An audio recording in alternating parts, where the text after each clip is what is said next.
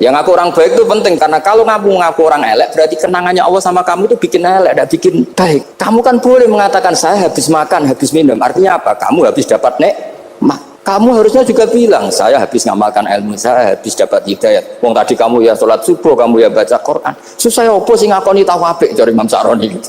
Senengane kok. Kalau mau bermaksiat berdelok wong wedok. Memangnya Allah mau amalah mbek kowe mau elek tok atau mau amalah apik? Saya termasuk orang yang meskipun masih muda itu gak pati-pati mati. Karena bukan berarti saya mesti soleh, mesti husnul khotimah, ya enggak. Ada istilah mati yang menyenangkan dalam diri manusia. Yaitu Nabi ngendikan, Allahumma ahyini maka natil hayatu khairan li, wa tawaffani maka natil wafatu khairan li. Sebagian doa, Allahumma maj'alil hayata ziyadatan li fi kulli khairin wal mauta rohatan li min kulli syarrin. Jadi mati itu akhir dari maksiat saya atau akhir dari potensi maksiat saya. Sehingga kata Sohibul Hikam, kamu harus percaya diri bisa selamanya tidak maksiat lagi. Orang kan tanya, masa manusia tidak bisa maksiat lagi? Ya bisa saja kamu pas toat terus mati, berarti sudah tidak bisa maksiat. Jadi ulama itu melihat mati itu akhir dari segala maksiat atau potensi maksiat. Ya, di sini hebatnya lagi-lagi GNU. Bohong fasik gendong kayak apa, kalau mati saya dia tombone menang kabeh, saya dia menang kabeh. Sesuai kayak ini saya nih pun buatan sakit maling, buatan sakit korupsi. Oh gede saya ini. Itu satu ilmu yang luar biasa. Meskipun ya tentu agak ngawur. Tapi itu bagus. Secara ilmu bagus. Karena al-maut adalah rohatun min kulli syarr. Lagi-lagi yang menyelamatkan itu illa aliman au muta'alliman. Proses belajar mengajar. Saya baca banyak tentang halal haram dalam kitab Imam Ghazali itu, tak ulang berkali-kali. Saya itu dulu ya gak paham, karena kitab paling susah di bab Imam Ghazali itu menurut saya kitabul halal wal haram. Termasuk bagaimana cara ngelola amwalus salatin yang terkenal korup, sementara menyumbang kamu sebagai jaizah, sebagai hadiah untuk para kiai atau untuk para guru. Itu perdebatannya ulama itu macam-macam. Ada yang bilang haram karena itu potensi haram, atau memang benar-benar haram. Ada yang bilang boleh karena kalau yang pakai kamu untuk kebaikan, kali dipakai mereka ruwet. Kebetulan yang partai ini lebih besar Mas Nadif. Ya alhamdulillah. Terus dikiaskan sama ghanimah. Lagi-lagi karena baca, saya itu pernah ditanya seorang dosen di Jogja, Gus saya ini muslim mulai kecil dan saya peneliti, saya pernah sekolah di mana-mana. Yang ganjil dari saya tentang Islam itu satu, yaitu ghanimah. Kok kayak Islam tuh rampok gitu ya, perang sudah orang kafir tuh kalah, hartanya diambil gini-gini. Ya ghanimah. Terus saya memberi analogi, kalau ada garong ke kamu, bawa senpi, bawa pedang, terus kamu mengalahkan garong itu, alat-alat itu kamu kembalikan apa kamu sita? Ya saya sita, nanti dipakai garong lagi. Ya kira-kira seperti itu. Kalau dikembalikan ke orang kafir berarti menjadi kekuatan kekafiran lagi, dan itu harbi. Dia baru nerima. Lagi-lagi ini barokahnya baca. Makanya saya diminta sama sini, ya saya tentu faktor hormat karena bapak saya memang dulu ngaji sama Badullah. Mbah saya itu terkenal wali, yang bapaknya bapak. Itu kalau kesini nyifati Badullah pun satu. Nur isido mondok gini itu nggak popo. Pondok elek lah, kiaimu wali. Zaman itu bapak itu di kamar kursi ya masih ada kakinya. Saya dulu sering dijak ke sini sama bapak. Jadi mbah saya itu terkenal wali dulu. Jadi mbah saya itu tirakat terus sampai kapundhut itu poso terus. Kebetulan cucunya agak niru. Saya tidak niru itu karena itu Gus Zaki. Memang disuruh tidak niru. Kata mbah saya kira usah tirakat, terus tak tirakat ya. Gitu. Jadi Mbah Mun juga gitu. Kowe haram tirakat, wis tak tirakat ya. Saya senang sekali. Tapi tua-tua kok mikir butuh. Nah, terus nirakati butuhku sopo. Jadi mulai jadi kiai betul Mas Nadif, saya ini sudah mulai mikir butuh. Karena saya ini termasuk orang yang kecelok alim yang enggak banyak orang menghormati karena sudah diramal sama mbah-mbah. Di dulu mbah saya Mbah Nur Sam itu, kakak saya itu SMP SMA, kakak saya yang kedua juga SMP SMA. Mbah saya itu Mbah Nur Sam itu yang nganterkan bapak ketika mondok sini itu, yang ikrar karo Badullah wali Mbah Nur Sam, ahli tirakat, ahli puasa. Itu bilang, Nur, anak sing iki aja pondok, aja sekolahno. Sumben sing ngalim ku anak sing iki. Ketika saya hampir tamat SD sama mbah saya Tuban, mbah saya Narukan juga disabdo begitu. Singkat cerita sama Mondok Sarang. Mondok Sarang pertama langsung dikenal Mbah Mun, wong anak kiai jadi langsung dikenal. Didoni macam-macam terus jadi wong alim juga ada yang ngelem. Biasa aja untuk dongane wong sepuh-sepuh. Ya sebenarnya agak kecewa ya, saya inginnya kan dianggap prestasi gitu, ternyata dianggap doanya orang-orang sepuh. Ya, makanya kalau ini kita ya rodok ya syukurlah sama Bang Mutamakin sama semuanya, karena Ya karena tadi, kenapa saya harus cerita ini? Quran sendiri mengakui bahwa orang soleh itu diantara aturannya adalah dzurriyyatam ba'duha min ba'd. Meskipun Allah bisa bikin orang soleh dari mana saja, tapi yang legitimit itu memang dzurriyyatam ba'duha min ba'd. Dan kata dzurriyyah itu tasmalu auladal inas, kata Ibnu Hajar al-Asqalani, memasukkan turunan yang dari ibu. Meskipun tentu secara wali nikah atau secara disiplin nasab dari ibu itu tidak ngefek. Tapi dari segi fa'innal irqadassas, bahwa sistem tubuh kita itu tetap ada gen dari seorang apa? Ibu. Sehingga banyak ulama tafsir mengatakan dzurriyyah itu tasmalu auladal inas. Dzurriyyah itu memasukkan turunan dari apa? Ibu. Bapak saya itu nasabnya nasab wali, jadi babahnya itu suka tirakat, suka. Ibu itu nasab kiai. Jadi kalau bapak wiridan itu, kalau istiqomah itu disalahkan sama keluarga ibu. Istiqomah itu salah. Karena ijabu malam yajib, mewajibkan sesuatu yang tidak wajib. Itu masalah secara ilmiah. Mbak Mun itu sering kritik kalau ada pondok kok wajib puasa, wajib merawat itu sering kritik. Itu secara fikih bahaya. Ijabu malam yajib, mewajibkan sesuatu yang tidak wajib. Dan itu kriminal dalam bab fikih. Betul itu, sama cari di Sulam Taufik, babnya itu ngeri. Ijabu malam yajib itu tidak dihitung minal kabair. Dicari sendiri itu di bab Sulam Taufik, tidak perlu saya sebut, itu parah betul malah cara menvonis Abdullah bin Husain bin Thohir di Sulam Taufik. Ijabu malam yajib. Tapi pondok-pondok yang tirakat tidak kurang dalih. Niki boten majibaken, melatih. Boten majibaken tapi napa? Nah, silsilah dari keluarga ibu itu suka ilmu. Sehingga Abdullah bin Mas'ud itu tiap hari itu mensweeping orang yang sering duha. Kalau ada orang duha istiqomah itu disweeping. Awas, harus seminggu sekali, nggak boleh tiap hari. Masa sholat fardu kamu saingi sholat duha? Nggak boleh, fardu tersaingi. Itu Abdullah bin Masyhur, sama cari di Al-Hunyah itu. Sayyidah Aisyah kalau ada orang duha tiap hari dimarahin. Dan itu secara konstitusi ilmu benar, karena Nabi Qiyamul Lail Ramadan itu hanya 4 hari yang dipandu. Lainnya itu enggak. Khasyata ayyufrodo alaihim, kalau dalam sahih takut dianggap fardu. Akhirnya istiqomah itu masalah di keluarga saya yang dari ibu. Nah kebetulan kita ini suka ada istiqomah, akhirnya ya seperti ini. Tapi ini ilmu harus kita bicarakan. Tapi yang istiqomah, bapak itu pengagum Badulah. Bapak itu suka sama istiqomah karena punya guru dulu Ki Zubaidi istiqomah, Badulah istiqomah. Tapi jangan kira Badulah itu hanya istiqomah. Saya punya sanad banyak, mungkin Gus Zaki lebih tahu. Sering saya diceritain bapak. Badulah itu anak ambek wong fase teman-teman itu rapati cocok. Senajan to majib no fase, tak takut iki nopo, engkau nabe ke fase darani wong awam untuk ganjaran, mergo macane Quran gak fase, padahal untuk ganjaran mergo seneng Quran. Jadi terus tak takut bapak, niku sakit damel syarat buatan, jurakan nek pokoknya ngono. Jadi gonge krori, artinya beliau tidak ingin lah, gara-gara kita terlalu pakem tajwid, kemudian menganggap siapa saja baca Quran salah, kemudian tidak dapat pahala. Bisa saja hamalahum ala ayakra'ul Qur'ana napa mahabbatuhum wa iskuhum wa kada wa kada. Jadi akhirnya saya jadi tahu, oke secara makhraj salah, tapi iseknya benar, mahabbahnya benar, brontonya benar. Jadi sebetulnya Badulah itu punya sekian makalah tentang ilmu. Hikam juga gitu. Nur nak cah santri ngaji ihya itu jauh oleh, saya nak hikam mojo. Maksudnya beliau entah kalau setelah itu Badulah itu melarang siapa saja santri ngaji hikam itu dilarangnya ada kelas tertentu untuk boleh ngaji hikam. Nah kenapa saya cerita ini? Karena saya masih ingat betul di antara wasiatnya Mbah Mun itu. Pirroh sebab apa Fatihah kok ihdinas siratal mustaqim, bukan siratoka tapi siratal ladzina an'amta alaihim. Dawe Mbah Mun fa innallaha ta'ala la ya'kul wa la yashrab wa la yanqih wa la kadza wa kadza. Allah itu tidak makan, tidak minum, tidak tidur. Sehingga kita tidak bisa niru Allah. Tapi yang makan tidur itu manusia. Sehingga kalau ingin dekat Allah ya niru siratal ladzina, bukan siratoka. Kita cara tidur niru Kanjeng Nabi, niru ulama, cara makan, cara minum, niru Allah tidak bisa. Makanya enggak, bukan ihdinas siratal mustaqim siratoka, tapi siratal ladzina an'amta. Maka dalam beragama itu butuh master, butuh panutan. Ya tentu Mbah Mun oleh ngendikan pakai luhut orang-orang kuno. Cara Mbah Mun pakai cantolan. Maka saya punya makalah banyak dari Bapak, dari Mbah Mun, dari Mbah Zubair, dari sampai saya itu hafal sanad sampai Rasulullah SAW. Karena yang bisa mengawal ilmu itu sanad. Termasuk saya di sini bawa kitab Ar-Risalah Al-Qushairiyah. Nanti saya baca beberapa panutan kita di sini ada Abdul Qasim Al-Junaidi, ada Abu Yazid Al-Bistami, ada banyak ulama yang ditulis Ar-Risalah Al-Qusairiyah, dan itu yang membentuk Imam Ghazali kitab Ar-Risalah Al-Qusairiyah. Tapi sekarang kita ini tidak belajar lagi tentang tasawuf. Tasawuf itu Abdul Qasim Al-Junaidi jadi wali itu bukan wiridannya terlalu banyak, enggak. Beliau pernah bikin satu kalimat yang menjadikan Allah itu ridho.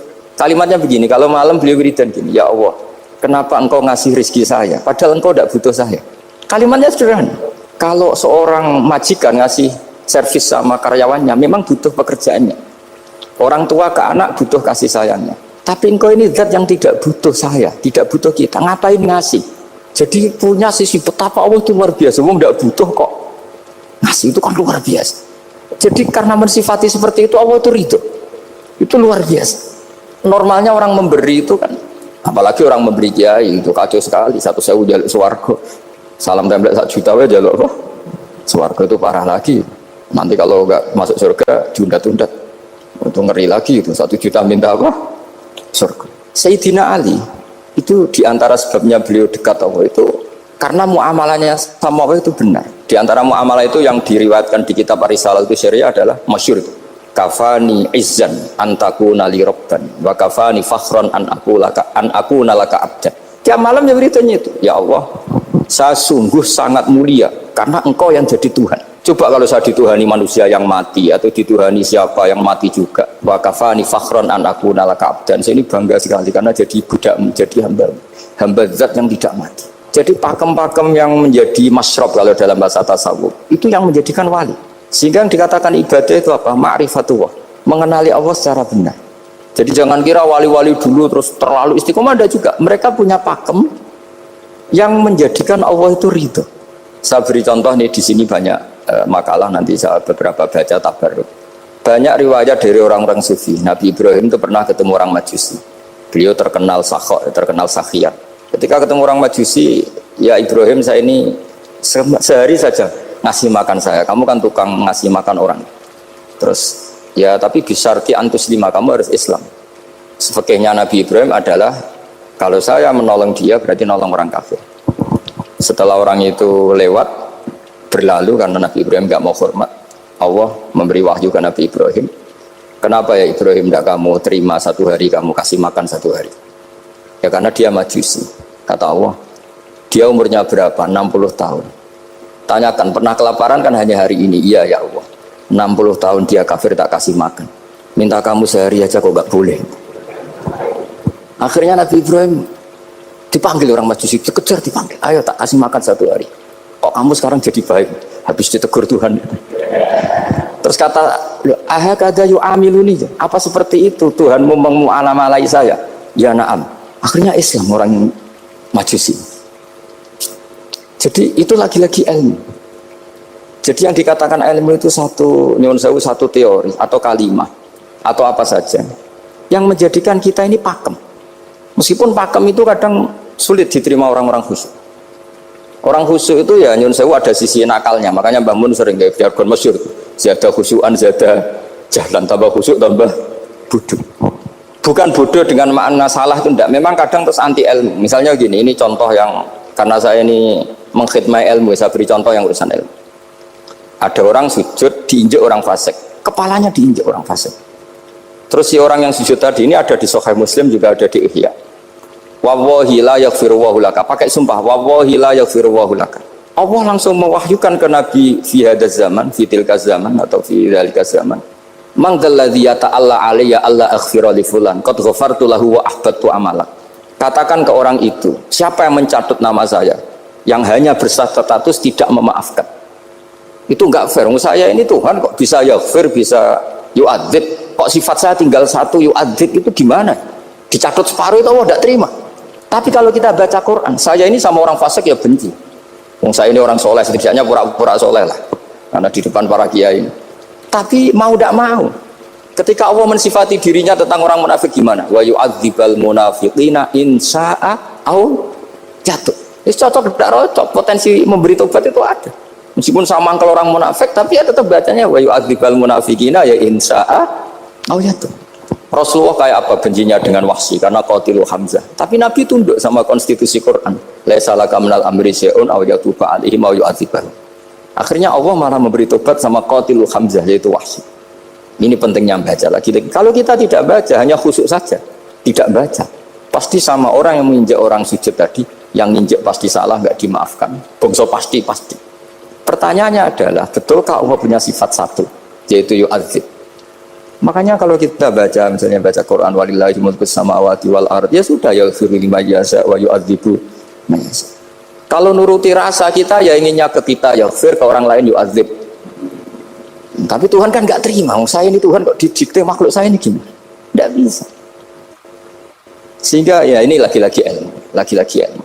Makanya saya cocok tidak cocok itu suka baca. Saya suka sekali baca, mulai ulama dulu, ulama modern, setengah dulu, mulai ulama yang kedunian sampai setengah kedunian. Suka. Saya dulu tuh gak suka uang, karena saya memang tadi mbah saya dari bapak itu wali mas tadi. Kalau tadi Mas Nadif jujur, mulai Mbah Soleh itu suka bully mertuanya, jadi saya alhamdulillah dia jujur. Jadi Mbah Soleh itu menantunya Raden Asnawi, itu ya bully-bulian sama ini, terus ditiru beliau ini. Itu gak suka sebenarnya. Saya itu ya pokoknya tadi kalau orang daftar wali itu kan gak suka sama, karena mereka nangis ketika Allah ngendikan wa aqridu atau ayat-ayat anfiku, atau orang baik disifati wa aqridu qardan hasanah. Itu hadal khitab li ahlil jibdi wasarwah. Ini khitab untuk orang kaya. Kalau isin Gusti jenengan nampen ngongkon infak kok kalau diinfaki, jenengan nampen ngongkon ngamal kok kalau di ngamali. Jadi maka yuhibbunal mal, mereka tidak suka harta. Walakin liyana luladzatal khitab bil infak, dan itu harus kaya dulu untuk bisa infak. Jadi itu uniknya. Akhirnya saya Imam Sa'roni penting juga kaya. Jadi wali untuk suka harta itu nunggu diperintahkan Allah. Alhamdulillah kita tidak, sudah wali dulu karena sudah senang harta wali. Jadi kayaknya keren kita dibanding wali-wali itu. Artinya wali itu tahu pentingnya harta setelah jadi wali. Kita alhamdulillah mulai kecil sudah tahu pentingnya harta. Kayaknya kita lebih wali. Imam Syafi'i itu dulu gak suka sama orang kaya. Saya berkali-kali ceritain. Karena dia dididik Sufyan As-Tsauri, Sufyan bin Uyainah. Tapi ketika ketemu Imam Malik itu kaya raya. Meskipun dia hidupnya sederhana, tapi kaya raya. Pas beliau mau, Imam Syafi'i dia agak-agak sopan kalau sekarang tanya, setelah jenengan ilmu yang saya harus ambil siapa? Kata Imam Malik, yang sealim saya itu sudah meninggal Abu Hanifah, tapi muridnya masih, namanya Muhammad bin Hasan Asy-Syaibani. Kamu datang ke sana. Semalam itu Imam Malik dikasih uang 500 dinar. Padahal 1 dinar itu 4,25 gram, bisa dihitung berapa ratus juta. Terus separuhnya dikasihkan Imam Syafi'i. Nah, tidak kasangoni.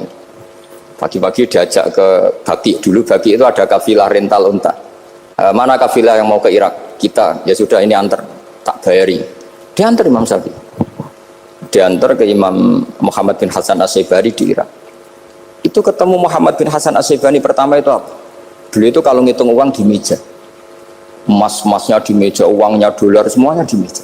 Tambah kaget, ini saya sama Imam Malik ingkar, ini malah lebih parah lagi. Kata Muhammad bin Hasan Asy-Syaibani, atajabu min hadza, kamu kagum dengan ini, merasa aneh? Iya.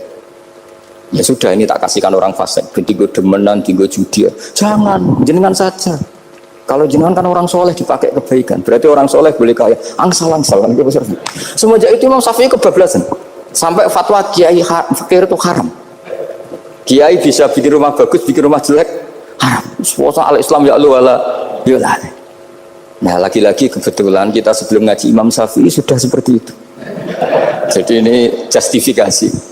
Lagi-lagi itu ilmu. Saya ulang lagi-lagi itu ilmu. Akhirnya saya baca kitabnya Imam Sa'roni namanya Al-Minanul Kubro. Itu beliau cerita wa mimma manallahu alaihi. Kesannya kayak orang sombong. Tapi sebetulnya yang sopan itu yang sombong, karena Imam Sa'roni bilang, kamu harus memaklumatkan diri kalau antum minal ulama il amilin, kamu termasuk ulama yang amilin. Terus ditanya sama orang-orang, bagaimana kalau nyatanya enggak? Kamu tadi subuh sholat, iya saya sholat. Kamu tadi zuhur sholat, iya saya sholat. Kenapa ketika kamu maksiat ingat terus, ketika kamu taat tidak ingat? Berarti kamu anggap Allah itu menyesatkan kamu, tidak pernah ngasih hidayah sama kamu. Pas delok rondo ning dalan kok maksiat, bar salat atau syukur, bar zuhur atau syukur, berasa. Berarti kan nyifati Allah, hari ini Allah ngasih saya maksiat. Sementara lupa kalau Allah ngasih salat zuhur, salat asar, salat maghrib, salat isya. Oh sudah di situ al-Minanul Kubro, orang itu soleh semua. Nah saya itu termasuk orang yang didikte oleh kitab, terbentuk oleh kitab Al-Minanul Kubra. Jadi di situ hidup itu enak semua. Makanya saya itu masih ingat dialeknya dua orang alim. Nggak perlu saya sebutkan, ini agak sensitif karena ceritanya itu ada anaknya kiai mau nyalek. Karena dia anaknya kiai tanya, Mbah dalilnya nopo nanti yang kepengen jadi jabatan, mencari jabatan itu sah.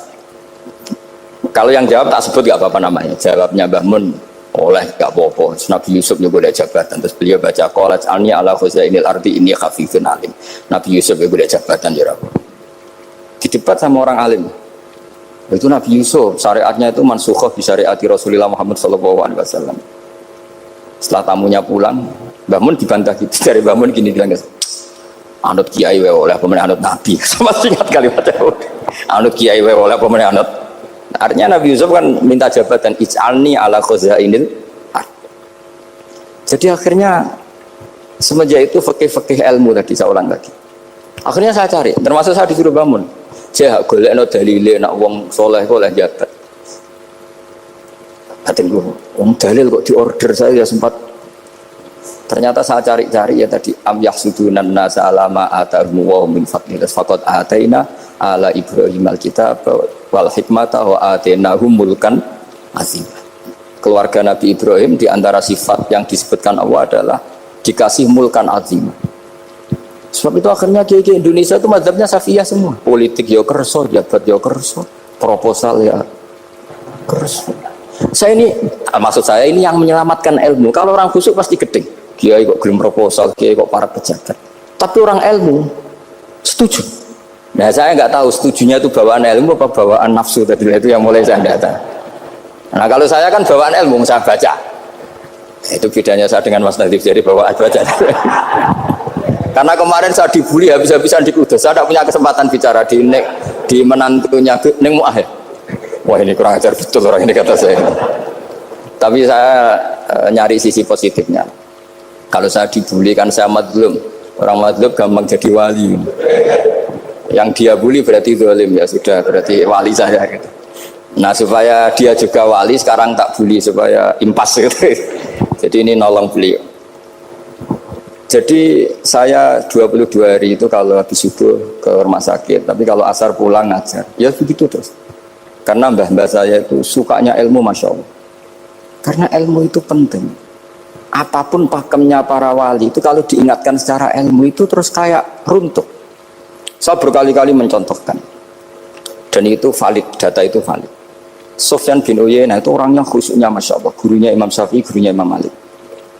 Itu beliau menceritakan dalam kitab Khilyatul Auliya. Nabi Isa itu senengannya itu ceria sekali.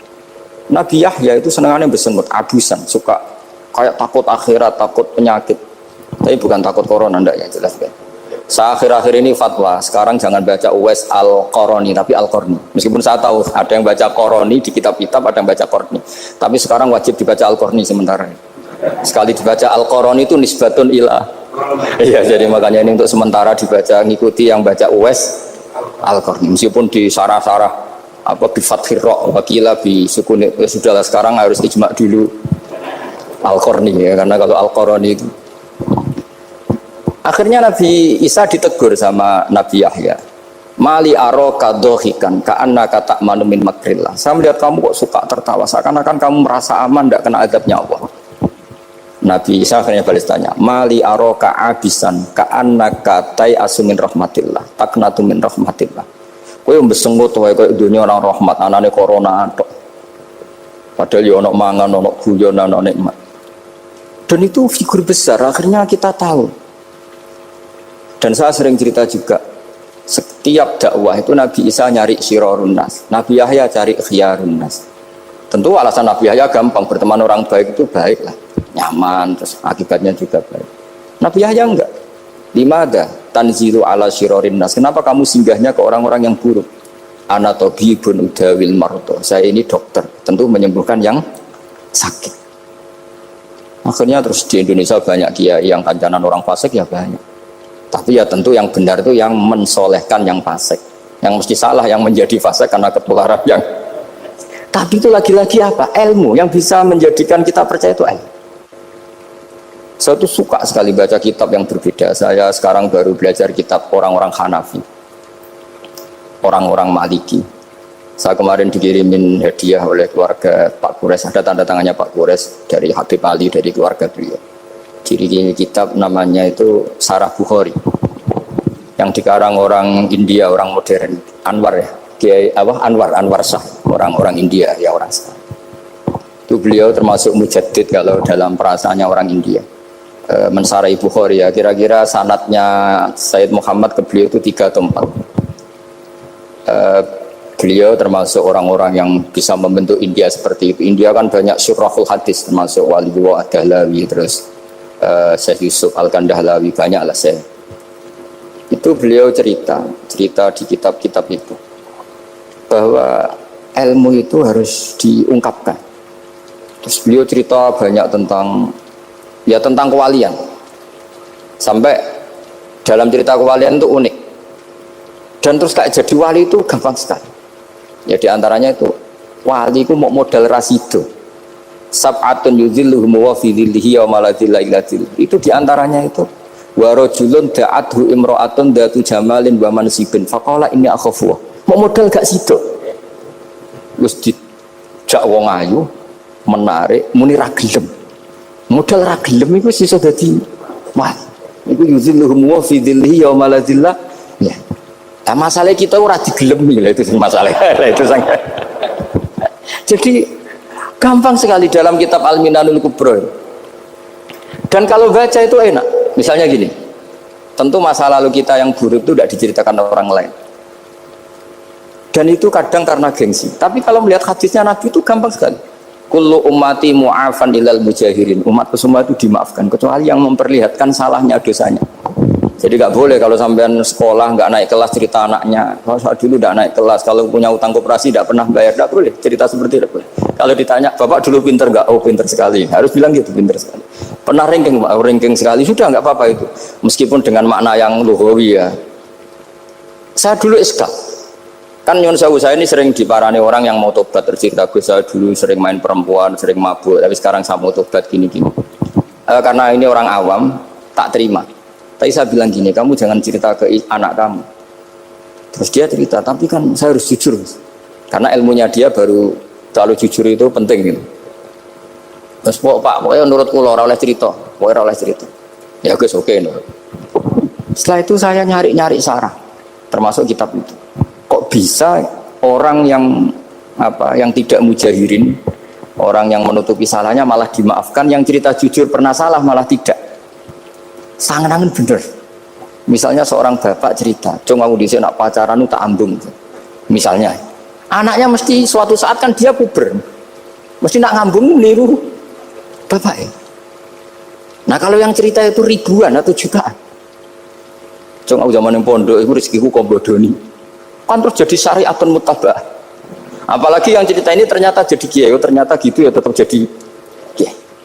Jadi kalau pura-pura soleh di rumah, pura-pura soleh, seakan-akan di pondok tidak pernah kodok, tidak pernah setor meluntir, tidak pernah apa kan? Katanya, lalu lucunya, oke itu alasan. Alasannya Imam Ghazali itu paling masuk akal. Ini saya cerita, illa aliman barokahnya baca Imam Ghazali. Fa inna wa ta'ala yakrohu zuhurul ma'asi. Wa min asbabi zuhur adalah al-mujaharah. Karena Allah itu gak suka maksiat itu begitu kelihatan. Dan awal dari kelihatannya maksiat adalah semua orang cerita. Akhirnya maksiat dianggap biasa saja. Jadi kalau semua orang cerita zaman mondok nakal itu akhirnya semua orang yang nakal, oh itu niru kiai ini karena ini niru kan repot. Tapi kalau semua kiai sok suci atau suci betul, dan semoga ya suci betul, kan yang maksiat yang mau maksiat ini nggak punya alasan karena masternya nggak pernah maksiat. Meskipun sebagian yang sultan nggak pernah konangan, nggak tahu pokoknya yang penting seperti itu. Itu hebatnya konsepnya. Saya dulu ya eskal loh. Ya tadi kullu ummati mu'afan illal mujahirin. Saya dulu eskal. Tapi setelah baca Ihya kata Imam Ghazali, karena Allah itu enggak suka zuhurul ma'asi. Allah enggak suka kalau maksiat terlalu muncul. Dan termasuk sebabnya muncul adalah setiap orang jujur menceritakan masa lalunya. Sebab itu kita sebagai orang Islam yang entahlah istilahnya apa. Kalau istilahnya Mas Nadib Islam Nusantara atau moderat macam-macam lah. Saya termasuk orang yang sebetulnya ingin nggak setuju, bukan karena menentang. Nanti ngapalkan firqahnya kebanyakan. 72 aja ngapalkan banyak, ditambahi Islam moderat, Islam garis, apalagi itu? Oh garis lurus. Ada yang lagi lucu, ya macam. Tapi setelah saya ulang lagi, setelah baca banyak, itu akhirnya menjadi tahu. Karena apa ya? Fitrah salimah kita. Misalnya gini, ada cerita di kitab-kitab.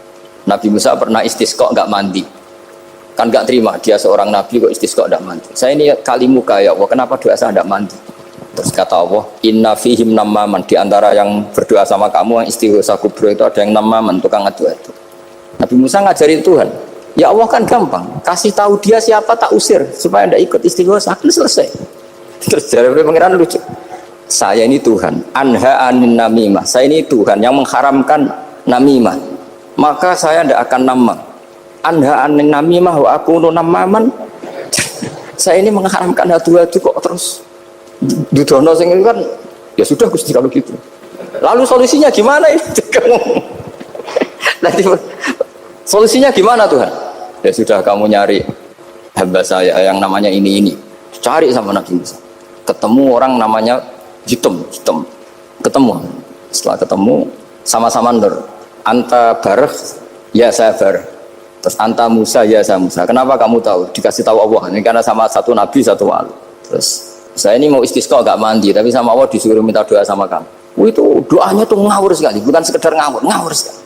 Ya Allah, apa engkau sudah tidak punya stok air sehingga tidak ada hujan gitu? Apa angin-angin sudah tidak nurut sama jenengan sehingga tidak bisa menghalau awan untuk menurunkan hujan? Maka ada Musa ajab tisaw, itu di semua kitab. Musa hampir saja jotos, dianggap doa yang enggak sopan. Tapi kata Allah, la tadribhu ya Musa fa innahu adhakani fil yaumi salasa marrat. Dia bisa bikin senyum saya sampai 3 kali kan. Lu soal mereka maksiatuhum la tadruka. Maksiat mereka itu enggak ngefek ke engkau kok jenengan pertimbangkan. Maksiatuhum la tadruka. Akhirnya langsung hujan. Jadi kadang doa itu ada yang ngawur. Maksiatuhum, makanya saya itu kadang berani berdoa Indonesia aman. Secara fikih ya kadang mau nak gak ono apa-apa sing maksiat meneh. Kadang ya mikir. Iya nak sing taat meneh, tapi engko nak ono apa-apa sing maksiat ya maksiat meneh. Saya pernah ketika Jogja sering gempa itu pernah mau berdoa. Ya Allah semoga bebas dari gempa, tapi terus saya mikir. Memang kalau nggak ada gempa ya yang sholat aman, tapi yang maksiat juga. Nah, daripada menggurui Allah sudahlah, tidak berani berdoa sudah Gusti ini dunia ini jangan pun terserah jenengan. Tapi saya sebagai orang muslim sing apian kan ya kepengen arham linnas. Boleh dalil lu kangelan, tapi gara-gara baca kibarek tadi maksiatuhum la tadurruka. Maksiat mereka itu tidak bahaya bagi kita. Pun Gusti ra usah kakean pertimbangan pun udan mawon. Udan langsung. Lagi-lagi karena baca. Termasuk di Al-Minanul Kubra itu ada cerita tentang Nabi Isa. Cerita itu tidak hoax, ini kata Imam Sa'roni. Ada orang itu perajin sepatu, perajin sandal. Ya Allah, engkau itu bilang butuh sandal ukuran berapa, nanti tak bikinkan. Engkau bilang kendaraan kamu apa, nanti saya yang fasilitasi ada ini. Pakaiannya kalau dames. Apa? Pokoknya saya ingin khidmah sama jenengan. Terus Nabi Isa yang terkenal baik itu, ya faham mabibat sih, hampir saja dibukut. Terus kata Allah, jangan Isa. Dia muji saya sesuai yang dia ketahui. Lagi-lagi baca. Jadi tidak bisa kita mengadili orang lain ini kalimat ini tasbih wa bil khalqi, itu tidak bisa, tidak segampang itu. Kecuali yang ngomong orang-orang Mu'tazilah atau orang-orang Khawarij mungkin kita lawan karena berdasar ilmu. Kena wong lugu rusak. Karena orang lugu itu gimana ya? Seperti Ahmad ditanya, "Kamu mukminah?" Terus dites sama Nabi. Aina Allah? Fa asyarat ila sama. Allah di langit. Coba kalau kamu tauhidkan, Allah la yakhullu fi makanin. Berarti kan masalah itu karena Allah laisa kamitslihi. Saya juga pernah diprotes kiai, kenapa ada istilah senyum, istilah susah, padahal Allah nggak pernah susah. Tak tanya gitu, saya kan sering bilang Allah susah, Allah apa, Gus kok gitu, padahal Allah kan nggak pernah. Tak tanya, kamu hafal Quran? Nggak, ya sudah, baca aja ayat falamma asafu nantaqamna minhum.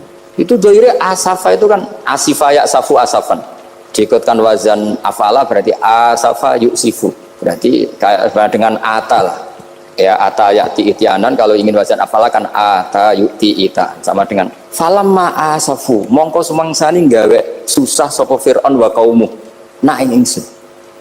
Fir'aun mari ribet, mari aku susah. Aku pengiran ciri tandingi. Intakomna minhum kata aku. Akhirnya dia itu bilang, jebule ning Quran yo istilah Allah susah. Iya sembol aku itu wong aku hafal Quran dadi spontan bahasaku mbok salah mbok ora iku ana kembarane Quran. Sampeyan masih khusyuk ora hafal Quran akhirnya yo ngene iki kata saya. Akhirnya jebule ilmu itu penting wis suwe nek ilmu itu penting kata saya. Jadi ini lagi-lagi illa aliman au muta. Jadi saya tuh dapat barokahnya ilmu. Saya sebagai manusia ya takut mati, tapi tadi kalau kadang-kadang melihat mati itu rohah min kulli syarrin. Kita ini meskipun nyun sewu sekarang tidak zina, tidak korupsi, potensi itu tetap ada. Dan yang bisa mengakhiri potensi itu apa coba? Al-maut. Sehingga Nabi mengajarkan kita itu gampang sekali dalam beragama. Ij'alil hayata ziyadatan li fi kulli khairin wal mauta rohatan li min kulli syarrin. Lagi-lagi ilmu yang menyelamatkan kita itu. Sehingga Umar bin Abdul Aziz ketika mau meninggal, semua keluarganya nangis. Dia tanya, kenapa kamu menangis? Karena engkau mau meninggal. Memangnya setelah saya meninggal mau kemana? Ila Rabbin Karim, ila Rabbin Rahim. Jadi segampang itu untuk melihat. Nah, tapi kalau kita tidak baca, seakan-akan wah mati ngeri nak mlebu neraka piye. Seakan-akan di alam sana hanya ada neraka. Padahal anak idadzoni abdi daripada nganggep neraka masalah atau eling pangeran ini. Lagi-lagi baca. La yamutan ahadukum illa wa yuhsinu dzanna billah. Jangan sampai seseorang mati kecuali dalam keadaan husnudzon sama.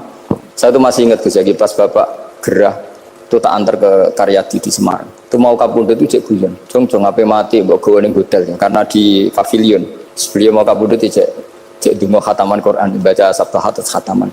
Terus tak khataman Quran. Terus ora usah nangis aku husnul khotimah. Terus kapundhut.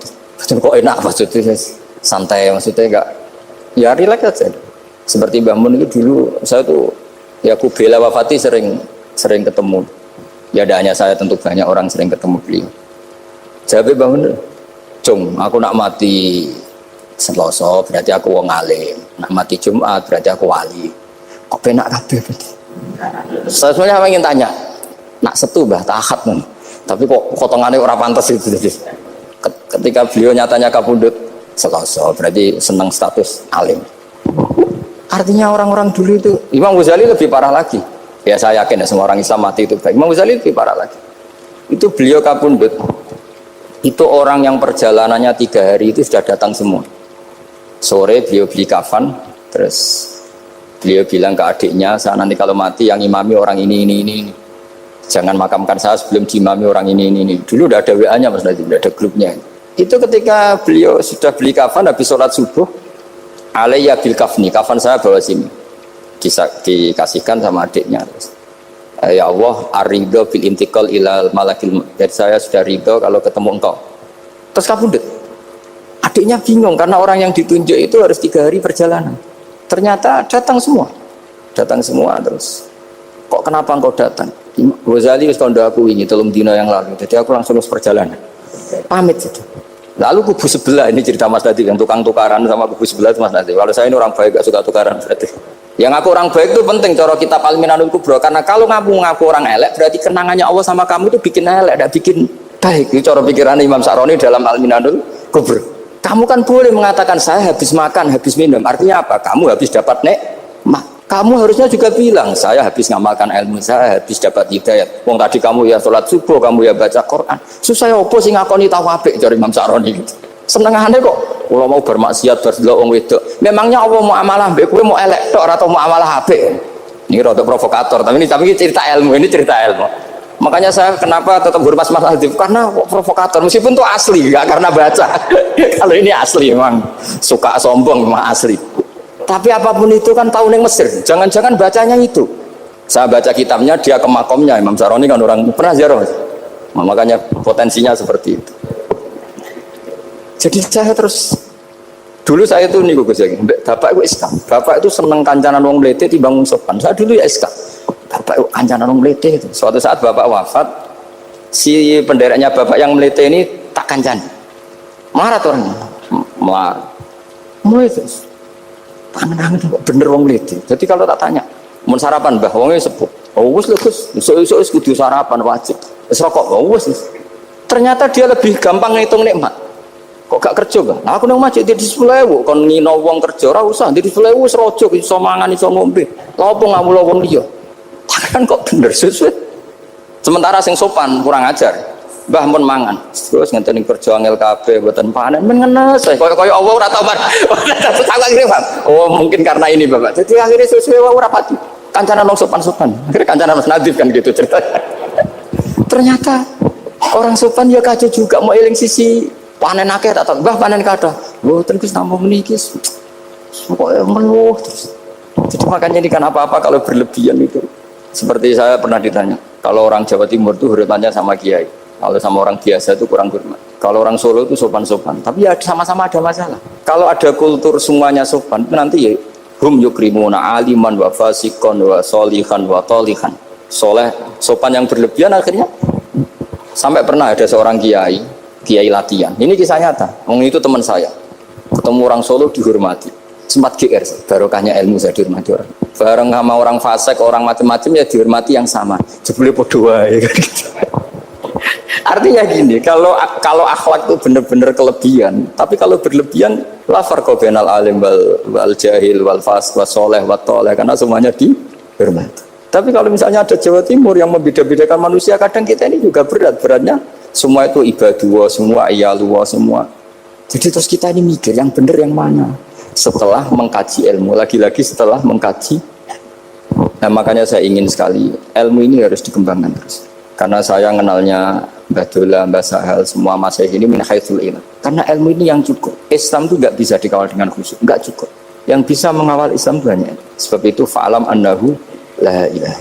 Makanya orang Khawarij itu kata Rasulullah syarrul khaliqah. Kenapa orang Khawarij dibenci Nabi? Karena suka khusyuk, suka ibadah tapi tidak suka ilmu. Jadi Nabi karena seorang manusia, apapun hebatnya Nabi ini seorang manusia, tentu kalau ngandani cara Jawa atau menghitopi pasti ngendikan sama yang di depannya. Tapi bukan berarti hukum ini khusus pada yang di depannya tapi menjadi umum. Kenapa menjadi umum? Ya karena kebaikan itu boleh dilakukan oleh siapa saja. Misalnya Rasulullah ngendikan sama Mu'ad, ya Mu'ad inni uhibbuka fala tada'anna dubura kulli sholatin wa fi riwayatin faqul fi duburi kulli sholatin Allahumma a'inni ala zikrika wa syukrika wa husni ibadatik. Itu jelas kalimatnya Nabi, ya Mu'ad saya mencintai kamu maka jangan pernah engkau tinggalkan setelah sholat kamu membaca Allahumma a'inni ala zikrika wa syukrika wa husni ibadatik.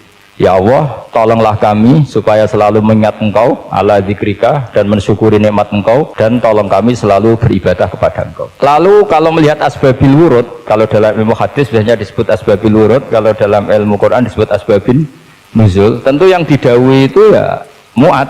Tapi Anda tidak boleh begini, saya tidak wiridan itu yang disuruh Nabi kan Mu'ad, saya kan tidak Mu'ad. Itu tidak boleh seperti itu. Makanya kita tidak boleh terlalu tekstual karena tadi resikonya Anda tidak mengikuti kaidah al-ibratu bi umumil lafzi la bi khususi sabab. Sebab itu saya tadi di kantor rektorat ya Pak Ondas ya bilang nanti untuk kajian yang di kantor rektorat pakai kitab Syajaratul Ma'arif karena kitab itu juga yang sekarang dalam proses penerjemahan saya dengan Pak Quraisyab di PSG. Yang di sini pakai kitab Itqan nanti mulai bulan depan karena saya dipaksa untuk meneruskan. Ini sudah kayak Tuhan saja maksa-maksa. Itu pakai kitab Itqan nanti babnya tak kasih yang mendesak untuk diketahui termasuk apa al-ibratu bi umumil lafzi la bi khususi sabab. Sehingga di Quran misalnya begini ada cerita begini. Nabi Isa itu bilang begini, saya ini siapa? Saya ini adalah orang kata Nabi Isa wa ja'alani mubarakan aynama kuntu. Saya adalah orang yang di mana-mana itu memberi berkah, memberi manfaat kepada siapa saja. Itu jelas tentang Nabi Isa.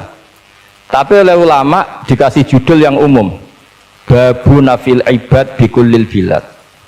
Bab bahwa seseorang harus bermanfaat hidup di mana saja, kapan saja. Meskipun itu Allah cerita tentang Nabi Isa. Tidak bisa kamu bilang itu kan Isa, saya kan tidak Isa. Tidak bisa seperti itu. Isa adalah ibaratun an ahlil khairi. Isa adalah figur orang baik. Tentu yang dilakukan baik. Tentu kebaikan boleh ditiru siapa saja. Jadi sehingga nanti pada akhirnya nama-nama yang disebut Allah di Quran itu kalau nama orang baik tentu kita boleh ikut. Paham ya? Kalau nama orang buruk, tentu kita tidak boleh ikut. Ya gitu aturannya. Sehingga tadi ada al-ibratu bi umumil lafzi la bi khususi sabab. Jadi yang jadi pegangan adalah standar kalimat umum dengan pemaknaan yang ditentukan ulama. La bi khususi sabab, tidak terkait sebab itu. Misalnya yang paling masyhur tentu dalam hadis Madinah itu kira-kira kan utaranya Mekah ya, kira-kira ya. Utaranya Mekah apa selatannya? Utaranya kayak, utaranya. Dulu penduduk Madinah itu kalau bikin kloset itu, pokoknya kalau qada'ul hajat itu menghadap ke utara atau selatan. Terus kata Rasulullah, kalau kamu sedang qada'il hajat, sedang buang kotoran tuh jangan menghadap Ka'bah, juga jangan membelakangi Ka'bah. Itu Nabi redaksinya unik, walakin syarriku au gharibu. Tetapi kamu menghadap barat atau menghadap timur. Itu semua riwayat walakin syarriku au gharibu, tapi kamu menghadap barat atau timur. Nah, artinya apa? Kata syarriku au gharibu adalah binisbat di ahli Madinah, karena orang Madinah posisinya di utara Mekah. Sehingga kalau menghadap utara atau selatan berarti menghadap Ka'bah atau membelakangi Ka'bah, dan itu tidak boleh dalam proses qada'il hajat, masbak kotoran. Terus Nabi memerintahkan menghadaplah ke barat atau ke timur. Nah, al-ibratu bi umil lafzi la bi khususi sabab juga direvisi oleh ulama begini, kecuali sebab itu ada ilat, maka kalau demikian yang dimenangkan ilatnya bukan teknya.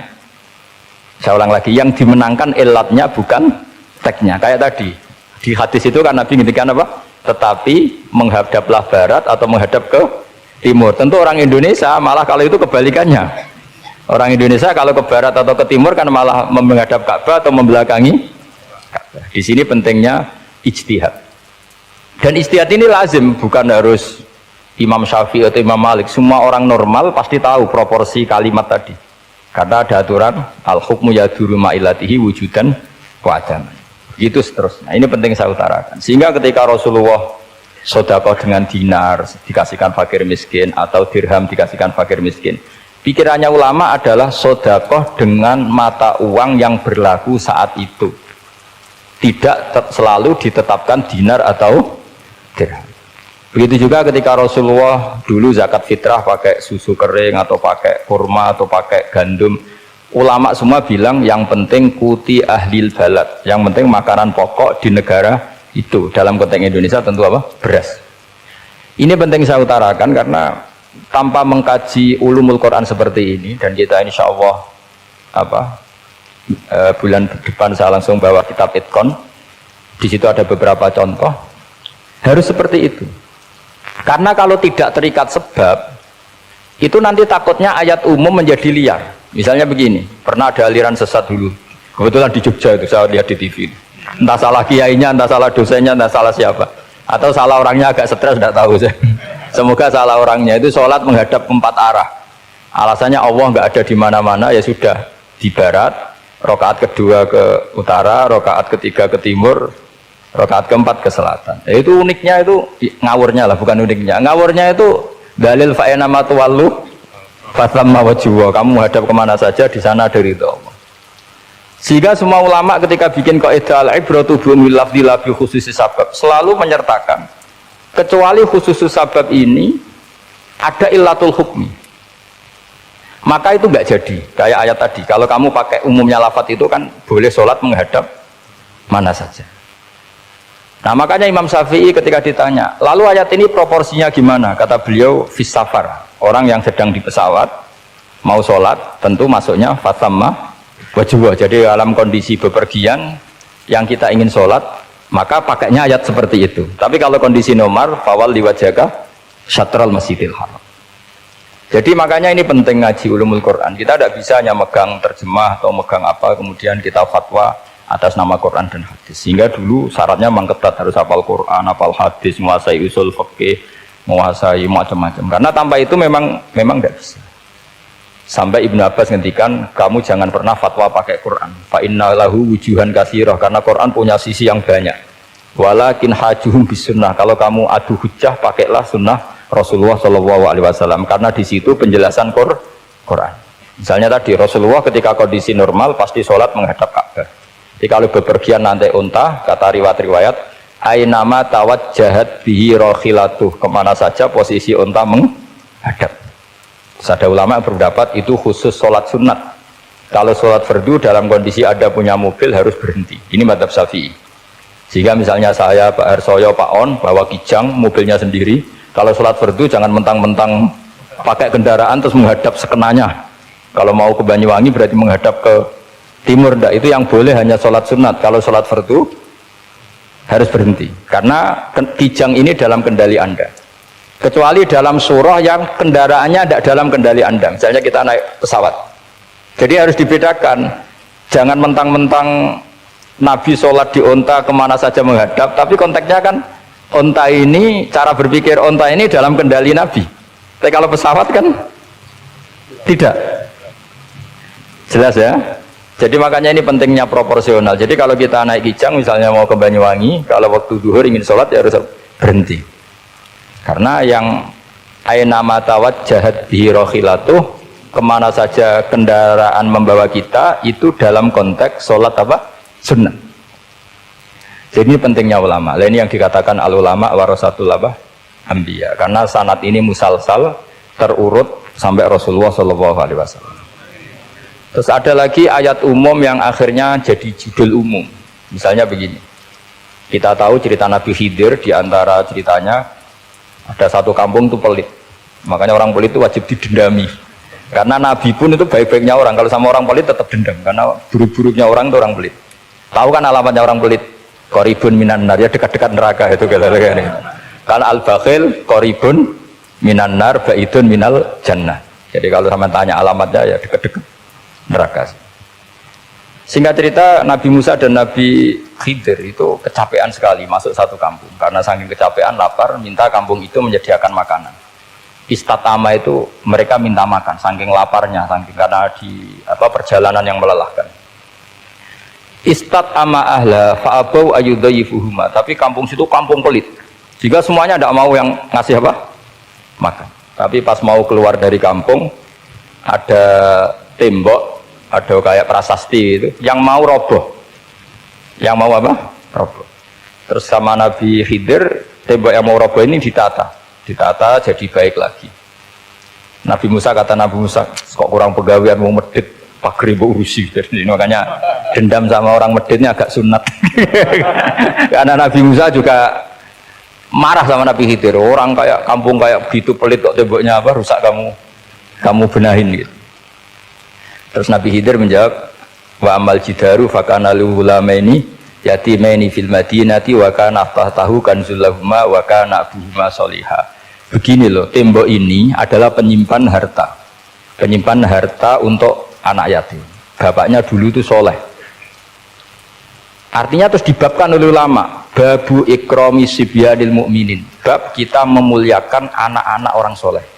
Sehingga dalam adat kita menghormati Habib, menghormati Gus, menghormati anak pahlawan, menghormati orang-orang yang dulu berjuang kepada untuk Indonesia. Karena di antara yang dipertimbangkan Nabi Khidir adalah wakana abuhuma sholihah. Tentu kita menghormati putra-putri yang dulu mendirikan UII, macam-macam. Ya tentu proporsional, tapi tetap saja dapat poin dulu atas nama putra pahlawan, putra orang-orang soleh. Karena Nabi Khidir ketika mempertimbangkan itu alasannya wakana abuhuma sholihah. Terus faroda rabbuka yablugha ashuddahuma wastakhrijakan zahuma. Tentu Allah ingin kalau tembok ini roboh kemudian kelihatan khazanahnya atau tabungannya nanti dipakai orang-orang zalim. Kalau dipakai orang zalim maka yang berhak tidak mendapatkan. Sama, negara ini itu dimerdekakan oleh para pahlawan supaya dikelola secara kesolehan, supaya dikelola secara orang baik. Maka orang soleh semua harus ikut kompetisi dengan tanda kutip merebut negara. Karena apa? Tapi tentu tidak perlu chaos, tidak perlu anarkis, karena tentu kemerdekaan ini dibela-belain supaya kita jadi baldatun thayyibatu wa rabbun ghafur. Sama pertimbangannya Nabi Khidir, kalau ini kebongkar tersibak pasti diambil orang-orang zalim. Dan akhirnya yang yatim tadi tidak dapat. Akhirnya dibabkan lagi di bab tertentu, bab menjaga harta supaya tidak dikuasai orang zalim.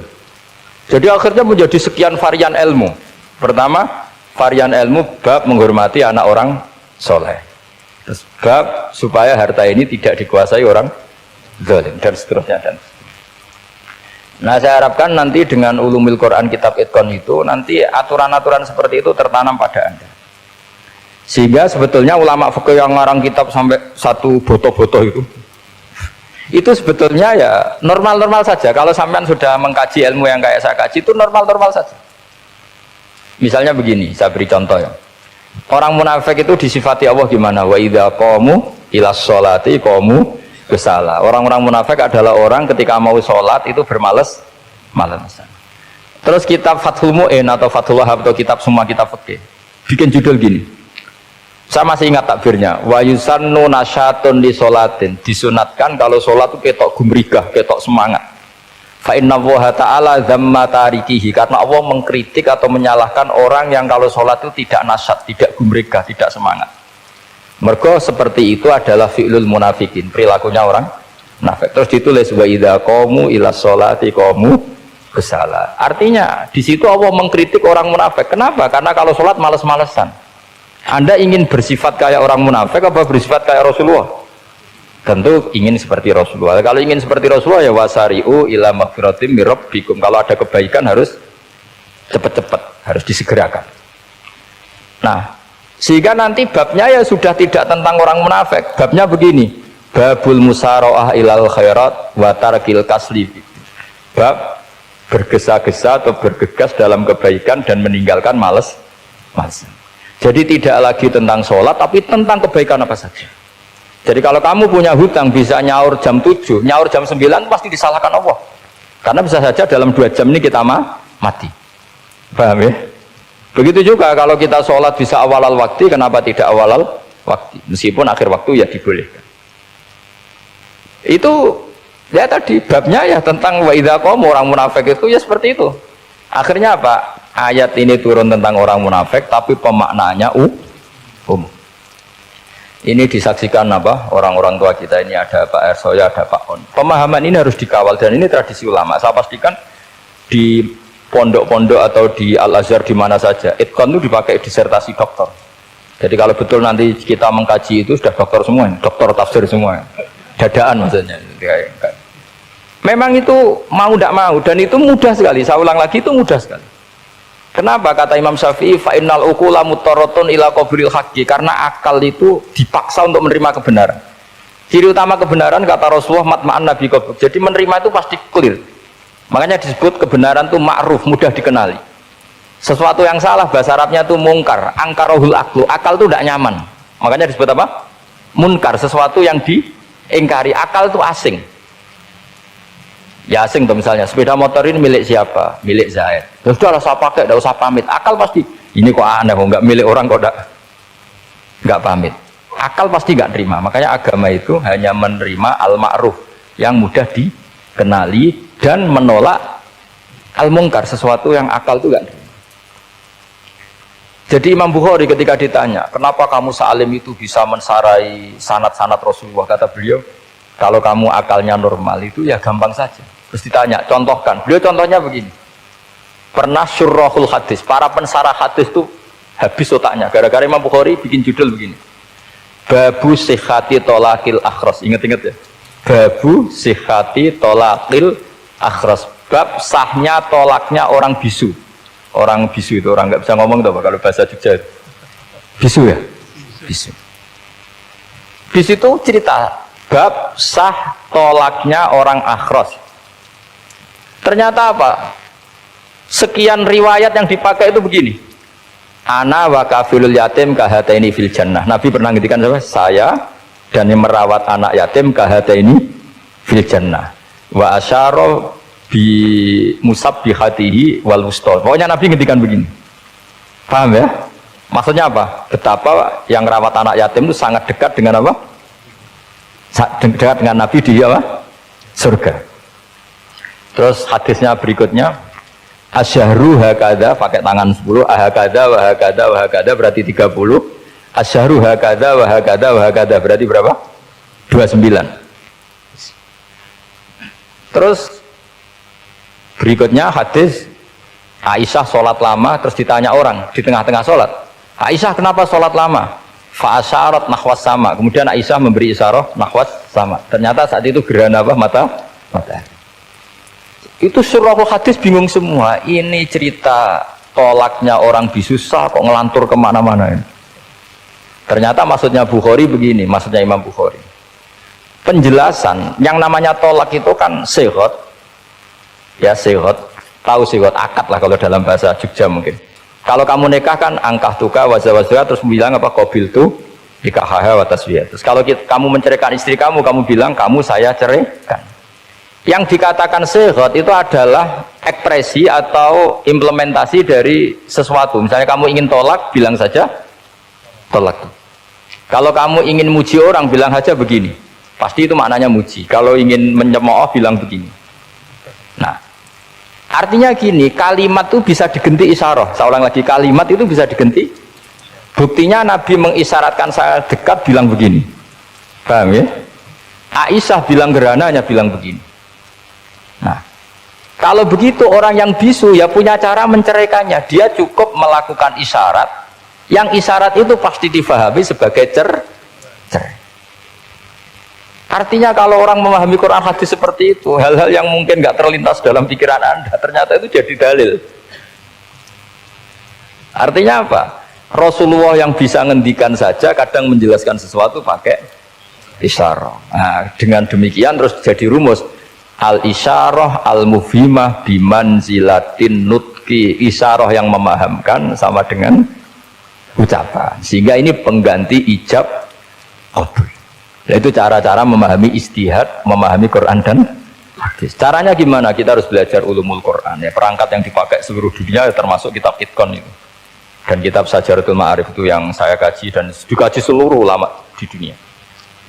Karena saya tidak biasa ngaji tanpa kitab yang perlu kita kaji. Saya sendiri itu bisa seperti ini ya barokahnya kitab-kitab itu. Jadi gak terlintas, tapi ya tadi Rasulullah yang bisa ngendikan saja, sering iktifa, sering ngalap cukup dengan apa? Isyarah. Oh kalau gitu berarti al-isyarah bimanzilatin nutki. Isyarah itu sama dengan ijab dan qabul. Apalagi ini orang akhros, orang bisu yang nggak bisa ngomong. Lalu kalau tolak kayak apa, kalau nikah kayak apa? Ya tapi Imam Bukhari itu uniknya tadi bikin judul babu sihati tolakil akhros, kemudian cerita anak wa kafilul yatim. Nah, itu kalau orang kan nggak sambung, ini sambungnya di mana? Kemana cerita anak yatim? Ternyata kata kuncinya kaharta ini seperti ini dan orang paham sangat sangat. Makanya hati-hati dengan isyarah, karena kalau itu betul mengganti lafaz, berarti Anda kalau nyon sewu melafatkan tolak terganti isyarah, ya agak masalah itu. Tapi semoga enggak lah. Istri satu kok dicerai nanti nggak punya istri, malah repot. Tapi ini kan saya cerita ilmu saja, ya saya cerita apa? Cerita ilmu. Jadi kalau ada orang bilang semua yang ada di dunia itu ada di Quran, itu caranya ya seperti ini, jangan kayak orang-orang yang terlalu tekstual. Karena kalau seperti ini pasti semua ada di dunia itu ada di Quran. Karena cara pemahamannya seperti ini. Saya sering ditanya kenapa bumi ada likuifaksi macam-macam. Memang dari Quran, bayangannya Quran seperti itu. Amin tuman fissama ayyaksifa bikumul ardo fa idahiyya tamur. Memang dari awal Allah bikin bumi ini potensinya malah likuifaksi. Potensinya itu melumer. Tamur itu memang maknanya melumer. Dan ketika Allah nyifati bumi wal ardi dzatis sod, sod pun maknanya pecah. Dan Allah tidak sekedar mengatakan pecah, dzatis sod, sifat dasar bumi itu mudah pecah. Jadi kalau dzati itu sifat dasar. Jadi meskipun Quran tidak meneliti spesifik kayak para ahli gempa, tapi dari awal Allah ngendikan bumi itu dzatis sod wal ardi dzatis sod. Bumi adalah berkarakter pecah. Kenapa berkarakter pecah? Karena dari awal bumi ini lempengan-lempengan. Di Quran ya dijelaskan gitu. Wa fil ardi qita'um mutajawirat. Bumi ya kelihatannya banyak, kelihatan satu, sebetulnya dari qit'ah, dari potongan. Nah, qit'ah itu jamaknya qita'. Terus disebut mutajawirat, saling berdampingan. Kalau dalam bahasa Arab berdampingan itu berarti sel-selnya beda. Kalau bahasa Arab bilang sesuatu yang bercampur namanya mukhalatoh, jadi satu. Kalau yang beda jenis namanya mujawarah. Nah, Al-Quran itu bilang wafil ardi qita'um mutajawirat. Bumi ini karakternya per potongan-potongannya karakternya beda-beda. Sehingga memang potensinya bumi ini hancur. Apalagi dari awal memang dipersiapkan mau dihancurin. Makanya nggak usah takut kiamat. Memang rencana Tuhan mau dihancurin. Makanya sanggup takwa saja. Kalau ingin menghentikan penghancuran ini tidak bisa. Itu sudah dalam rencana Tuhan pasti dihancurin. Makanya kalau orang sufi ditanya, kenapa tidak bangun rumah? Tuhan aja mau rencana hancurin bumi, kok usah rumah tak tata nanti juga hancur.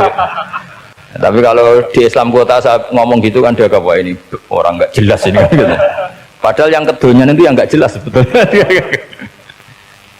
Tapi ini saya cerita jadi supaya UII ya yang didirikan ulama-ulama. Saya masih ingat ketika Profesor Zaini cerita, Pak Zaini saya ini kan kiai, saya tidak punya gelar apa kok jangan minta bantuan ini. Katanya Pak Zaini dulu UII ya didirikan banyak kiai dan sebagian pendirinya juga nggak punya gelar katanya gitu. Tapi mendingan nggak punya gelar manfaat daripada punya gelar nggak manfaat. Malah problem. Tapi ya nggak masalah. Sudah ada manfaat, tidak punya gelar malah repot lagi. Sudah cara berpikir gitu saja. Sudah. Pokoknya sementing semuanya baik apa saja. Jadi nanti setelah sampean mengkaji ulumul Quran ya tadi seperti yang dikatakan Imam Syafi'i itu gampang sekali. Kenapa gampang? Karena fa'innal uqula muttarratun ila qabulil haq. Akal ini pasti dipaksa untuk menerima kebenaran.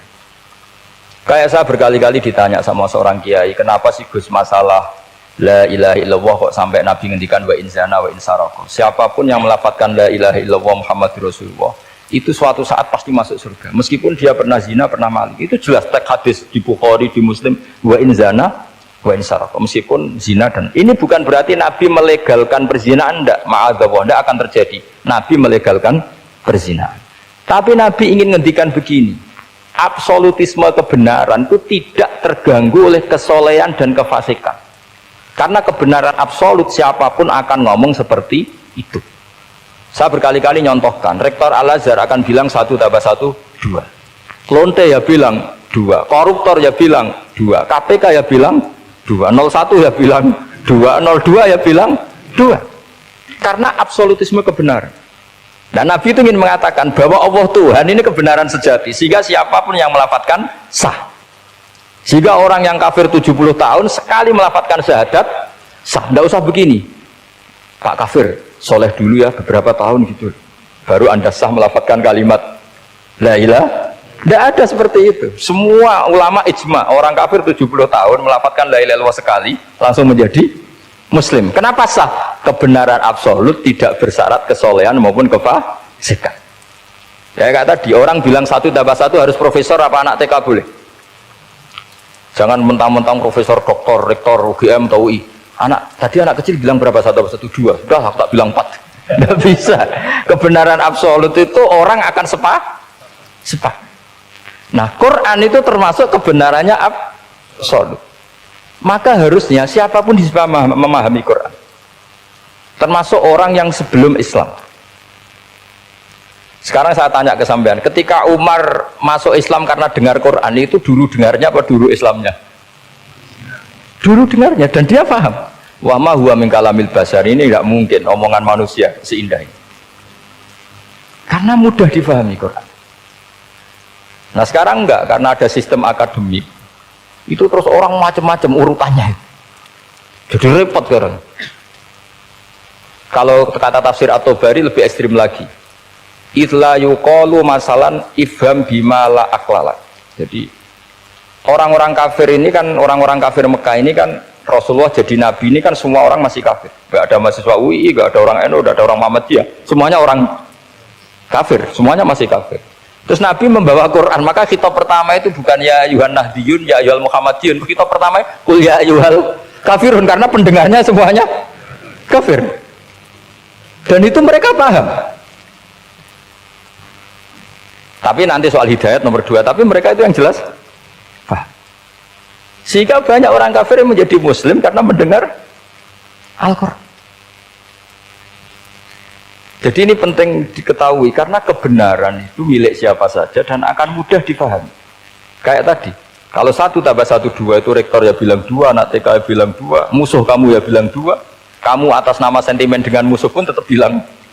Nah di sini kadang Nabi ngendikan mangqala la ilaha illallah dakhalal jannah wa in zana wa in saraka. Proporsinya seperti itu, bukan berarti Nabi melegalkan zina, bahwa kalimat ini kalimat yang kebenarannya absolut sehingga siapapun sah mengatakan itu, meyakini itu meskipun punya masa lalu seperti itu.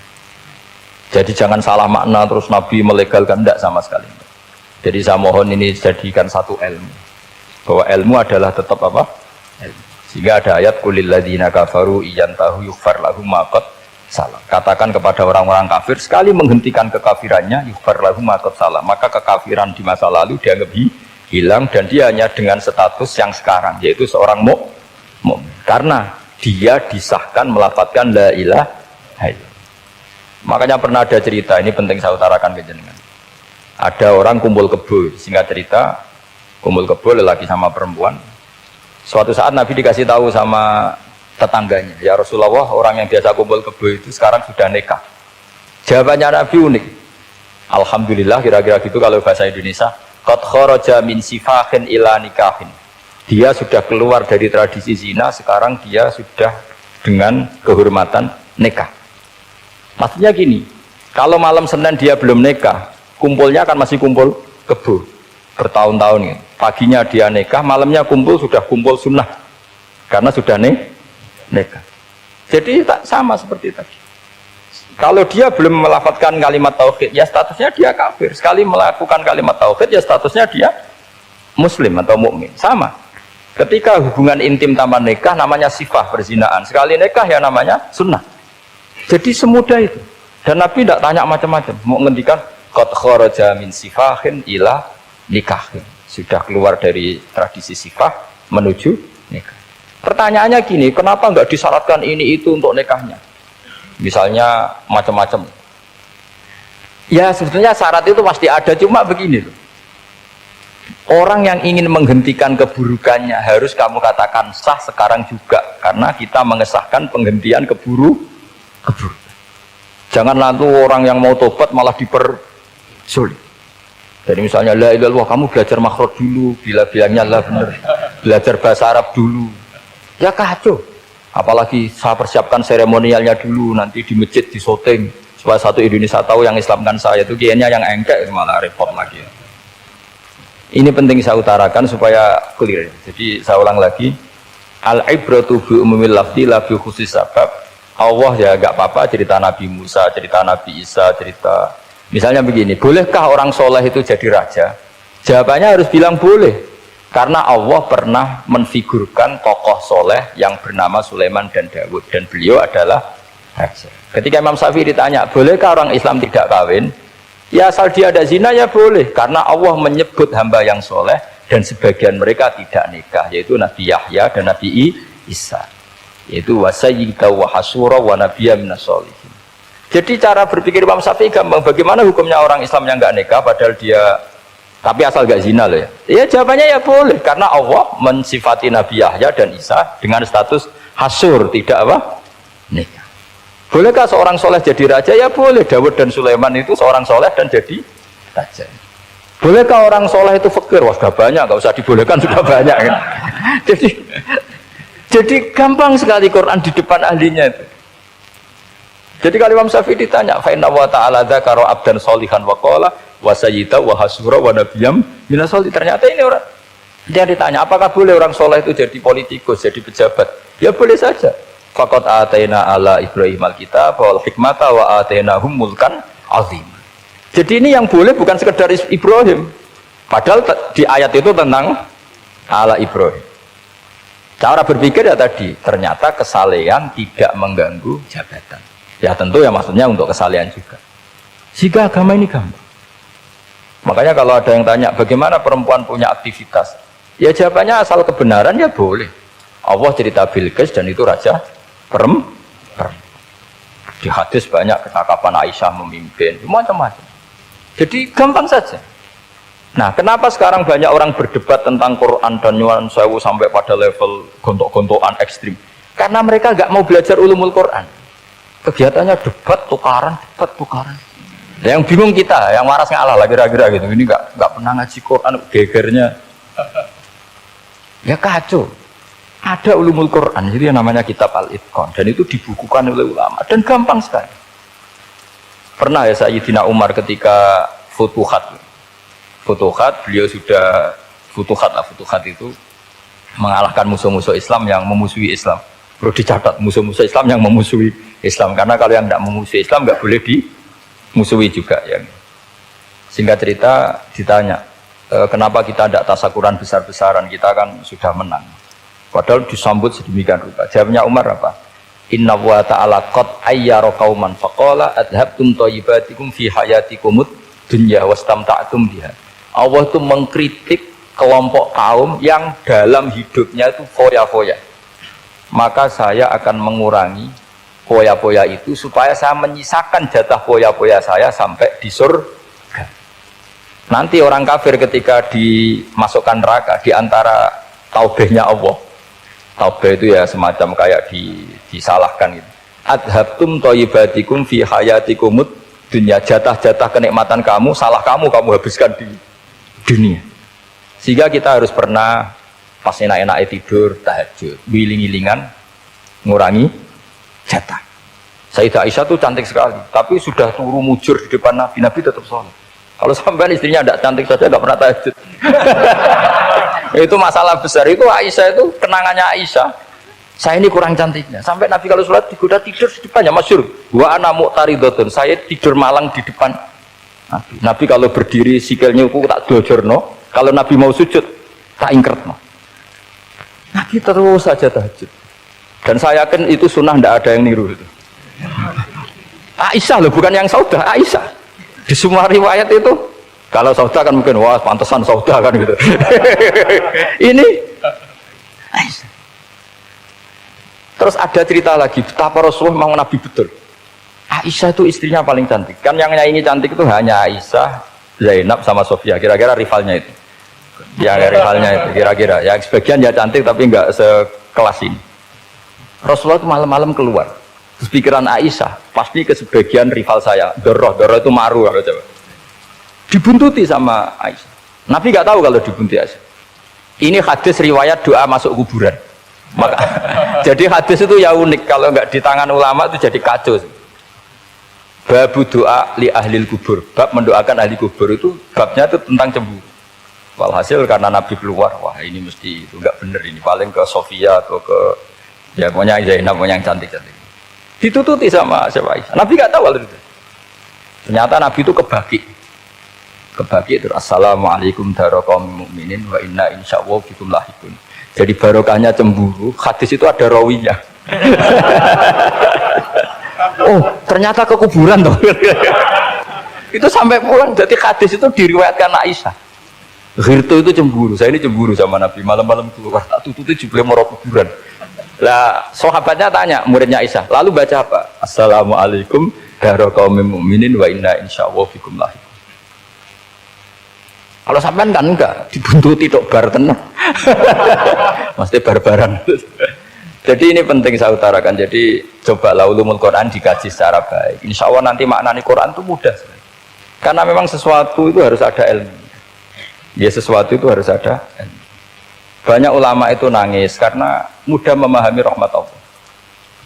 Abu Yazid Al-Bustami itu jadi wali bukan karena banyak wiridannya, enggak. Dia setiap makan itu memuji begini, ya Allah, engkau itu tidak butuh saya, tapi kenapa ngasih makan saya?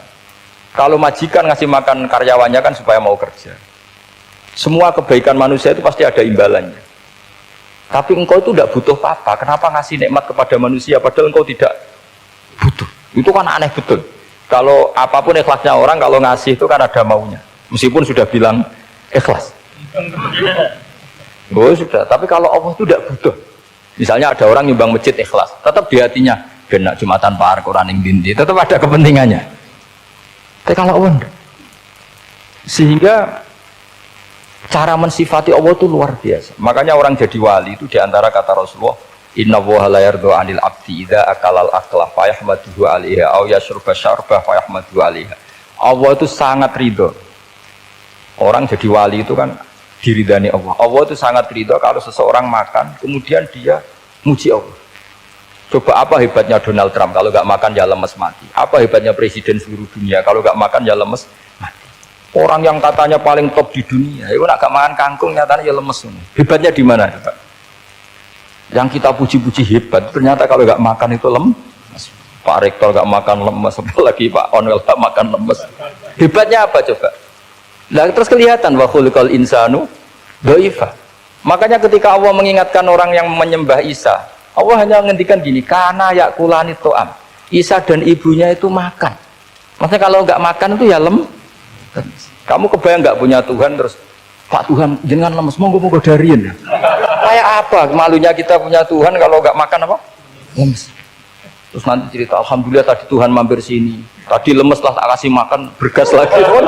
Makanya Allah ngeritiknya sederhana karena ya kula to'am. Kok kamu Tuhan kan gimana? Ini kalau nggak makan itu. Tapi kita sering keliru mengatakan Presiden Amerika itu super power hebat. Hebatnya di mana seorang manusia? Kalau nggak makan ya. Ini makanya Allah ngendikan wa khuliqal insanu dhaif. Sehingga banyak para wali itu dekat Allah ketika makan. Bukan apa karena tadi makannya itu enggak kayak sampai ana makan kayak lahap segala-galanya udah gitu. Itu enggak setiap makan ya Allah betapa lemahnya saya. Yang katanya rektor, yang katanya profesor, katanya orang alim kiai, katanya pengurus NU, pengurus Muhammadiyah ternyata kalau enggak makan lemes. Kerennya di mana lemes? Sehingga terus tawadu, terus macam-macam. Jadi ini penting. Jadi Allah mengingatkan manusia itu dengan makan. Makanya Nabi Rasulullah ngendikan Allah itu sangat ridho seseorang yang setiap makan muji Allah. Tapi sekarang orang makan itu banyak yang enggak menjiwai. Karena ada aturannya sebetulnya ngunyahnya sampai sekian kali. Ya, tapi sekarang kan sudah ada seperti itu. Makanya sekarang wali sudah enggak banyak. Pendaftarnya juga sudah ada banyak. Apalagi orang-orang intelek itu sudah agak tertarik daftar wali. Memangnya kalau sudah jadi wali dapat uang malah repot lagi kalau itu. Tapi ini saya cerita orisinalnya ilmu Quran. Ketika Allah mengkritik Isa itu hanya ketika dituhankan maksudnya. Itu hanya dengan kalimat kana yakulan itu Isa dan ibunya sama-sama makan. Dan ketika Allah memuja Rasulullah SAW dan para nabi, itu pujaannya itu aneh. Wa ma arsalna qablaka minal mursalin illa innahum la yakuluna ta'ama wa yamshuna bil aswaq. Saya tidak pernah menugaskan para rasul kecuali mereka itu ya makan dan jalan-jalan di pasar. Saya sampai sekarang hampir tiap minggu itu jalan-jalan ke pasar sama anak saya. Meskipun saya di Rembang betul kayak gede itu, tapi biasa saya jalan-jalan ke pasar. Karena apa? Kata Rasulullah Muhammad, Isa itu sampai dituhankan itu gara-gara jarang makan. Terus orang memitoskan macam-macam. Rasulullah itu kalau makan itu di depan umum, sering di luar rumah, supaya kelihatan kalau beliau itu manusia. Jadi makanya Nabi adalah nafyun li uluhiyati. Perlu dicatat Nabi Muhammad jadi Nabi setelah dengan tanda kutip tragedi Isa dituhankan. Karena Rasulullah jadi Nabi setelah tragedi Isa dituhankan, maka sisi manusianya itu diperlihatkan. Sampai kalau makan tuh di depan umum. Tapi nggak marung di KFC, tidak ada riwayatnya itu. Di depan umum. Nah, karena kepentingannya itu sehingga makanya Nabi ini ibadah yang luar biasa karena menunjukkan sisi kemanusiaan yang akan aman tidak akan dituhankan. Paham ya? Sama seperti kita misalnya kiai atau pejabat makan saja gak apa-apa. Tunjukkan kalau kita manusia, kalau gak makan lemes. Dan kalau itu terus dalam hati kita, insya Allah kita orang yang mengimani wa khuliqal insanu dhaifa. Betapa manusia itu lemah. Nah tapi kita sekarang enggak. Kalau kita jadi rektor enggak bisa mengendalikan satu kampus, jadi kiai bisa mengendalikan umat. Pikirannya itu kayak Fir'aun. Dan di antara kesalahan Fir'aun adalah faqala ana rabbukumul a'la, bahwa saya bisa mengendalikan kalian semua. Maka dalam ilmu tasawuf yang pertama harus dihilangkan adalah sifat anania, bahwa karena saya. Tapi kalau orang mau jadi wali atau orang dekat Allah, kenapa saya sering menyebut kata wali? Sebenarnya khazanah wali itu ada di Quran. Ala inna awliya Allahi la khaufun alaihim wa lahum yahzanun. Cuma orang kota senangnya bakas intelektual.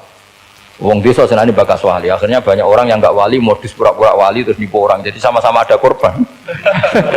Yang intelektual juga sama. Seakan-akan lebih intelek dibanding wali ini. Makanya saya supaya bahasa intelektual ya ada di Quran, maksudnya terjemahannya ada, bahasa wali juga apa? Dan kadang orang jadi wali itu melakukan hal-hal yang kecil, yaitu merasa doif saat apa? Makan. Merasa doif saat makan. Karena tadi paling mudah menafikan ketuhanan seseorang adalah nyatanya kalau nggak makan lemes. Paling mudah mendoifkan manusia yang katanya presiden superpower pun kalau nggak makan. Apa artinya kehebatan manusia yang sehatnya bergantung nasi satu mangkok? Kerennya di mana coba? Presiden kondang bisa pengaruh seluruh dunia. Jajalnya gak mangan sedino, lemes.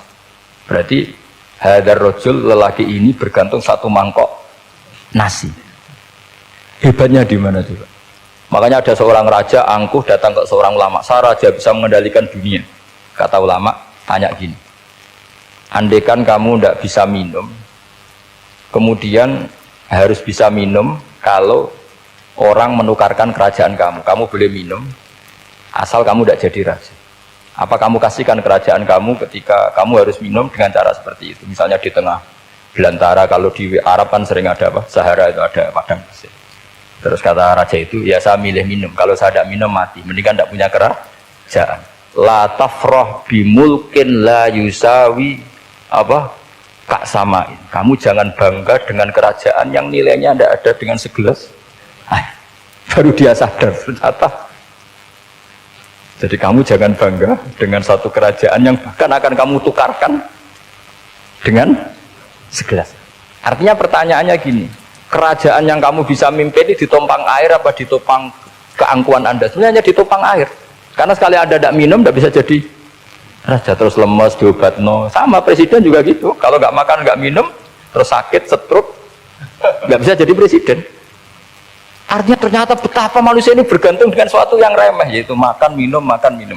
Nah di sini ini, kenapa Quran menyebut para nabi itu apa? Illa innahum la ya'kuluna ta'ama wa yamsuna fil aswaq. Kalau kamu tidak memahami seperti ini kan terus kayak Quran kok ngomong hanya gini kok, kayaknya kelasnya kok kayak gitu. Cara pandang nggak seperti itu. Paham ya? Saya kira demikian. Assalamualaikum warahmatullahi wabarakatuh.